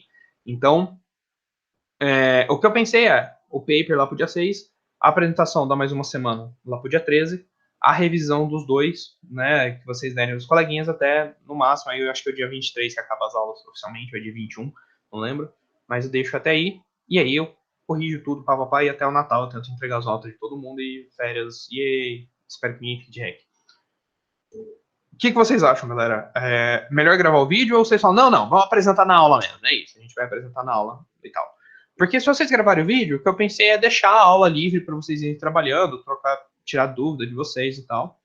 Né? Se vocês preferem o vídeo, que nem o Al falou aí, para mim é até melhor. Porque aí vocês têm o vídeo pronto, a galera assiste quando puder fazer e tal, fica mais tranquilo, tá?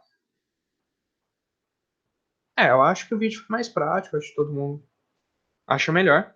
Né? Tem o OBS, tem uns softwares bem tranquilos de gravar vídeo. Acho que tranquilo então, né, galera? Então vamos bater nisso. Aí aquelas 2 aulas lá no final, vão ficar para tirar dúvida, para vocês terem mais tempo de fazer, então, trabalhar, né? Aula que vem eu vou trazer uma discussão de artigos, e se sobrar tempo eu começo isso. Na aula do dia 6 de dezembro, a última aula, assim, então, que a gente teria mesmo, a Denise, da comunicação do CMC, vai vir falar de divulgação científica, eu combinei com ela, vai ser bem legal. A D é quem basicamente faz todos os textos do site do CMC sobre divulgação de pesquisas e afins, né? Já é que organiza o Pint of Science aqui no Brasil, ela era a coordenadora principal do Brasil do Pint of Science e tal. Então a D, assim, tipo, nossa, ela é muito foda de divulgação científica, ela topou falar com vocês dia 6, né, sobre isso, sobre esse tema, para a gente encerrar, né, as aulas aqui, as matérias, os conteúdos. E aí eu vou tentar aula que vem, então, trazer uns artigos, discutir. E aí essas 2 últimas aulas também eu posso trazer outros artigos se vocês estiverem animados, senão eu dou tempo para vocês fazerem os trabalhos. Vocês que sabem aí. Beleza? Dito isso, né? Eu vou então hoje eu tento colocar tudo já nas disciplinas, tá? As 3 últimas entregas de uma vez. E aí a gente fecha, digamos assim, essas coisas de entregas, tá? E aí, eu quero falar de dicas gerais, acho que vai sobrar um pouco para o que vem, eu não vou correr também, para vocês escreverem direito, tá, galera? Para melhorar aí. Então, primeiro de tudo, né, galera? Evitar o uso de advérbios. Advérbios são muito legais, Como é que a garganta tá morrendo aqui? São muito legais em texto dissertativo, enfatizam as ideias, mas pode reforçar desnecessariamente afirmações numa escrita científica. A experiência demonstra definitivamente que as abordagens são equivalentes. Prepotência, né? Vamos lá, calma aí, campeão. Definitivamente, tem certeza? Você não cometeu nenhum erro, não tem nenhum caso que você esqueceu? Vamos lá, vamos com calma, vamos com calma. Tá falando já que ela demonstra isso, não precisa falar definitivamente, tá? Evita piada, brincadeira, ironia, similares, tá? Você pode achar um texto ou outro aí que fez isso, mas geralmente são os dos papas da área. Eles têm vários privilégios, as galeras mega famosas por aí e tal. Deixa aí, se um dia, né, eu espero que todos aqui virem famosos na área de cada um, aí vocês escrevem as piadinhas lá de boa, lá que a galera não vai ligar. Mas por enquanto, galera, texto sério, tá? Evita julgamento de valor de coisas que não podem ser avaliadas diretamente, tá? Ou seja, não transforma a opinião de vocês num fato. Ah, PO é melhor que funcional, ou funcional é melhor que PO. Se você não tem dados sobre isso, não. No caso, se você quer comparar alguma coisa específica em que funcional é melhor que PO, então você vai fazer o seguinte: você vai apresentar os pontos positivos, né, verificáveis, citados na literatura, do que você quer mostrar como vantagem de funcional em relação a PO, e apresenta aí os defeitos verificáveis, citados devidamente, de PO, então, que você julga ser um problema, tá? E aí tudo se embasando na literatura, tá? Evita também ideias absolutas, tá? Nada é perfeito. Nada é uma certeza absoluta, galera. Nada tem chances de nunca acontecer. Tá? Então você não vai falar assim, ah, minha pesquisa com toda certeza, né? Com certeza absoluta ainda, que é um pleonasmo, funciona. Né? Não, isso nunca vai acontecer aqui o caso. Esse caso nunca vai acontecer e tal. Calma lá, calma lá. É meio difícil. A gente tá falando de ciência, a gente não tá falando de misticismo nem nada. Né? A ciência é falhável. Né? Exatamente o objetivo é que se tiver um problema, tá tudo bem, desde que seja provado que o problema ocorre e como arrumar. Né? Evita expressões temporais, tá? Então, hoje em dia, atualmente, nos dias de hoje, não é muito legal, porque o seu paper vai envelhecer, e aí quem tá lendo vai estar tipo, não, mas como assim? Esse paper é tipo de 2020, a gente tá em 2058, velho. Como assim atualmente, cara? Então, o que é mais legal é falar assim, ó, no ano 2000XX, né, tantos milhões de pessoas usam tal coisa. Então, essa temporalidade acontece, né, e tem uma maior precisão científica, certo? Porque você cita a informação, por exemplo, né, o que eu faço muito nos meus artigos. Olha, em 2020 a indústria de jogos teve uma receita de 128 bilhões de dólares, né? Então eu vou lá e eu cito a reportagem, né? Eu cito o site de levantamento de dados que tem lá, o Newzoo e tal, tal, tal. Eu cito ali de onde veio aquela informação. E aí o paper tá situado ali naquele ano, beleza, né? Naquele ano aquela era uma verdade comprovada, tá? Evita subjetividade e pensamento pessoal. Ficamos surpresos ao perceber que, né? Ninguém que tá lendo se importa o que você estava pensando na hora daquele experimento, galera. Né? A gente percebeu tal coisa através de tal coisa. Beleza, assim as outras pessoas também podem perceber aquela coisa através daquele mesmo método. Sua opinião, o que você achou, o que você não achou, deixa lá pro teu Twitter, pro teu YouTuber, pro seu Instagram, vira divulgador científico, legal, maravilhoso. Comenta com todo mundo quão legal tá a sua pesquisa. Ótimo, a gente precisa de coisa assim. Não no paper, tá? Evita falar que a abordagem é nova, diferente, tá? Porque se tá no texto, você tá dando uma abordagem nova, né? A abordagem diferente. Você fala a nossa abordagem, tá? Ou a abordagem apresentada, né? Se você não vai propor uma coisa que já existe, né? Então, fala qual é o trabalho, em que ele difere ou melhora em relação aos anteriores. Lembra de citar os anteriores, tá?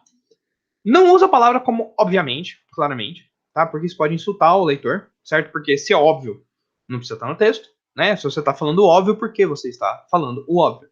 E se não for óbvio, você não tem que falar que é óbvio, já que ele não é óbvio. Então você não usa óbvio, você não usa claramente, né? Sabe aquilo que geralmente a galera que escreve livro de cálculo faz? Você não faz, tá? Claramente podemos ver que o resultado é tal. Você não faz isso, tá? Você não faz, não é legal, tá? Beleza? Não faça.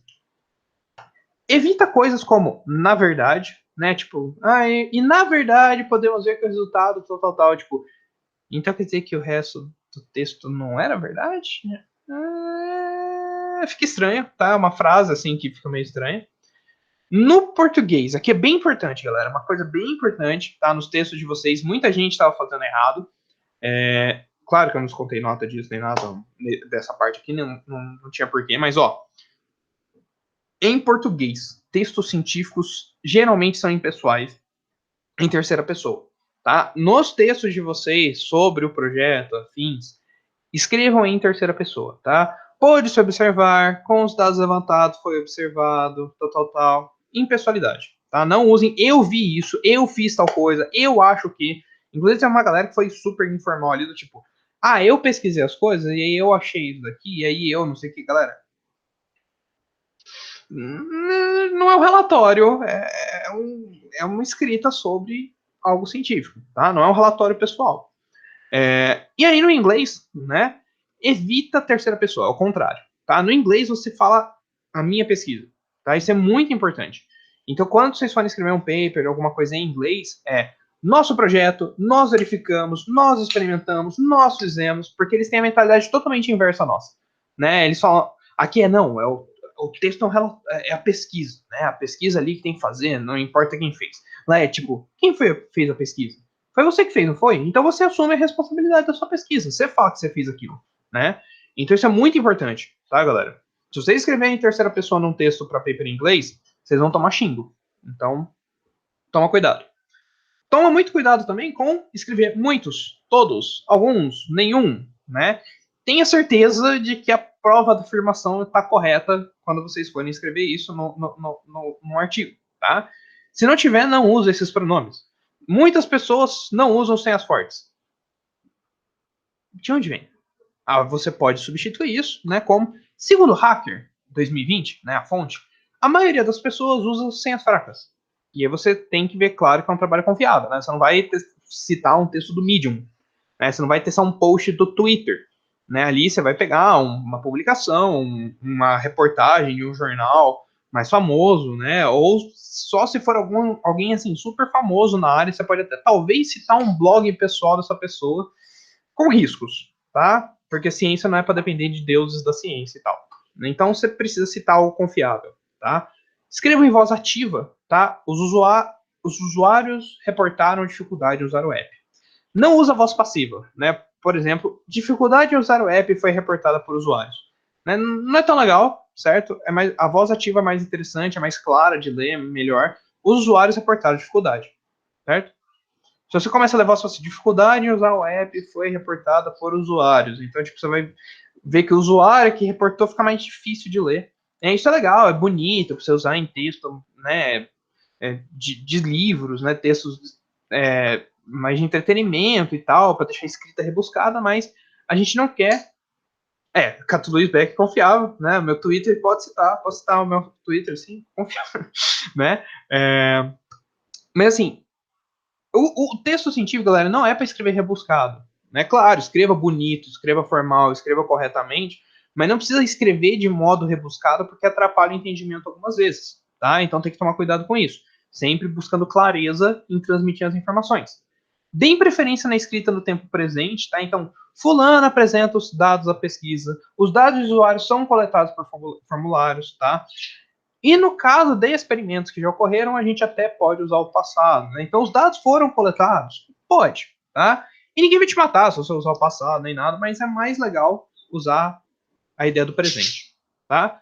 Eu vou fazer mais esse slide só e depois, ano que vem, a gente continua em rever paper e tal, junto com isso, tá, pessoal? Então, eu vou passar esses 2 slides só. Coloca negações no começo da frase, né? Então, não foram observadas soluções infactíveis para o problema. Evita falar, por exemplo, soluções infactíveis para o problema não foram observadas. Porque você vai lá, solução infactível para o problema. Não foram, não teve solução infactível. Tá. Né? Ou melhor ainda, todas as soluções observadas eram factíveis. Né? Então você evita falar de negação se você puder escrever a afirmação. Fica muito mais claro. Né? Então, não foram observadas soluções infactíveis. Ou dá para você trocar por todas as soluções observadas eram factíveis. Mais claro ainda, mais objetivo ainda, né? Você deixa bem claro a sua ideia, evita interpretação errada. Só para terminar aqui, né, galera? Depois eu falo que eu continuo os outros. Lembra quem é o leitor-alvo, tá? Você não precisa detalhar muito conceitos triviais. Você precisa explicar conceitos só que o leitor provavelmente não conheça. E o artigo científico, galera, ele não é escrito para leigos, tá? Então, existe uma discussão que às vezes toma o lado errado nas internet da vida aí, né? Tipo, porque o meu avô, a minha avó tem que conseguir ler a minha dissertação do mestrado, doutorado. Não tem, porque é um documento específico para quem é da área. Claro que se você escrever muito bem, se você fizer uma boa sessão de definição de conceitos, por exemplo, e deixar o texto bem explícito, eles podem entender a ideia, né? O ideal é que o seu texto seja acessível de quem leia, pelo menos tenha noção do que você está falando e consiga acompanhar o texto, né? Só que, galera, quando a gente escreve um texto científico, seja uma monografia, seja um paper, a gente está escrevendo isso para pares pesquisadores, né? Para outros pesquisadores que queiram aprender aquele campo de pesquisa, para outros pesquisadores que pesquisam e querem aprender mais, querem aprender coisas diferentes, para quem está revisando a banca, que são pesquisadores muito mais experientes. E a gente tem que levar isso em conta, porque não tem como. Ou a gente escreve algo de divulgação científica, ou a gente escreve algo para academia. Senão a gente vai ter que fazer um texto gigantesco explicando todos os conceitos que vão naquele artigo para depois falar do artigo. Não tem como, tá?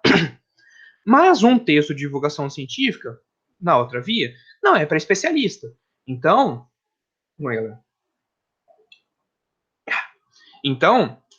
você pode, na sua pesquisa, escrever um paper e escrever um texto de divulgação científica no Medium, no Twitter, fazer um vídeo no TikTok. Pode, deve, é legal, é ótimo se você conseguir fazer isso, ter tempo para fazer isso, conseguir seguidor para fazer isso e por aí vai, né? Mas cada coisa é uma coisa, tá? É uma discussão super importante popularizar a ciência, por isso até que eu vou trazer a Denise para falar disso para vocês, de divulgação científica e afins. É super importante, não entendam mal, mas um artigo científico não é um texto de divulgação científica. Não é a ideia de popularizar a ciência um texto científico. É um texto para passar o conhecimento científico para pares, para outros pesquisadores. E a gente tem que levar isso em conta quando está escrevendo. Cada texto tem um público-alvo. Beleza? Eu vou fechar aqui por hoje, tá? A gente volta aula que vem, que ainda sobraram nos slides de dicas. Semana que vem é feriado, tá? Então não teremos aula. Por isso que eu quis passar as coisas aqui para vocês terem semana que vem aí, se vocês quiserem começar a fazer as coisas, já tem encaminhado e já vai estar os slides com essas dicas. Vocês podem ler as dicas depois se vocês quiserem. Beleza, pessoal? Então é isso. É isso. Espero que a aula tenha sido útil. Obrigadão por virem. Né? Vamos na reta final aí. Espero que todo mundo esteja animado para terminar o semestre, conseguir fechar tudo, se livrar. E é isso aí, galera. Brigadão, pessoal. Entrega as coisinhas bonitinho, não desanima. Vamos lá, pessoal. Vamos fechar o semestre. Quero todo mundo passando com um artiguinho bonitinho. Tava super legal de ler. Quase todo mundo ali eu adorei. Estão mandando muito bem. Continua assim, galera. Beleza? Então vou parar de gravar aqui. Brigadão a todo mundo que veio. E é isso aí, galera. Então,